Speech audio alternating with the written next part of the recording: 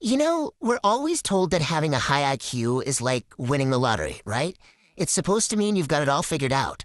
But what if that's not even close to the full story? What if it's the complete opposite? Just imagine this for a second. You've been here a million times. You're in a room, could be at work, could be with friends. It's all very normal. People are chatting about something light, the weather, what they watched last night. Just simple, easy small talk. And everyone seems to be totally engaged.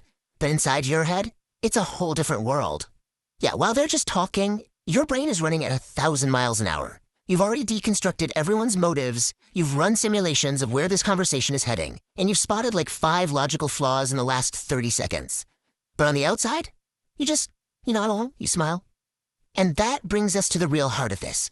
What if this thing that everyone thinks is a superpower is actually a kind of curse? Let's really dig into the hidden weight of a hyper-intelligent mind. So what is actually going on up there? Well, it really starts with this idea of a mind that just doesn't have the same filters as everyone else. Seriously, it's like a supercomputer that you can never, ever unplug.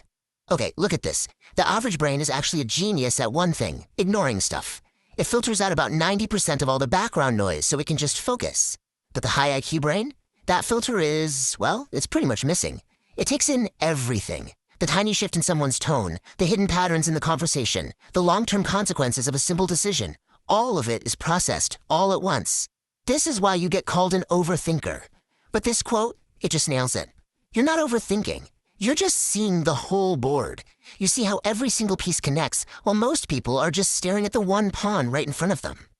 And all that constant, high-level processing, it doesn't just stay locked away in your head. Oh no, it spills out into every single interaction you have. And it leads to this incredibly draining feeling of being alone in a crowd. So you end up creating this defense mechanism. First, you're seeing the world on a totally different wavelength. Then you realize pretty quick that if you actually say what you're thinking, people will either not get it or they'll think you're weird or arrogant. So what do? You start translating. You take your huge, complex, interconnected thoughts and you constantly water them down, simplifying them so other people can understand. And the final step? You just become exhausted. And this right here is so important. It's not that you're antisocial. You're not. You crave connection. You're just so tired. You're tired of playing a character just to fit in. Okay, so this is where things get a little heavier. Because when your mind is built to see everything, you eventually start to see the cracks in, well, everything. There's actually a name for this: existential depression. It's what happens when you see the absurdity in all these structures society tells us are so important. The rat race, chasing status, buying stuff we don't need. You see it as a kind of hollow game. And when you see that, finding real joy in the day-to-day stuff gets really, really hard. This quote just says it all, doesn't it? Once you know how the trick is done, you can't go back to being amazed by it. The magic is gone. And for a brilliant mind, you see how all the tricks work. And that awareness comes with some heavy, heavy baggage. You feel the weight of the world's problems on your shoulders. You're acutely aware that your time here is limited. And you probably have this persistent, deep-down feeling that you're supposed to be doing something big, something profound.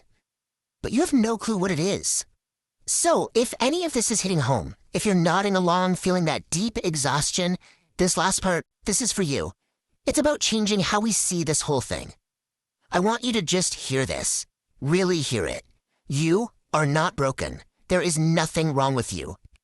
And that fire, that intensity that people might have told you is too much, it's not a flaw. It's your engine. It's what makes you, you. Look, the world loves the shallow end of the pool. It's easy, it's comfortable. But your mind, it's the deep ocean. So please, stop apologizing for your depth. Stop trying to pretend you can live in the shallow end just to make other people feel comfortable. Your depth is not your burden, it's your sanctuary. So let's leave it with this question, because I know so many of you will have an answer. For you personally, what is the most exhausting part of having a brain that just will not switch off?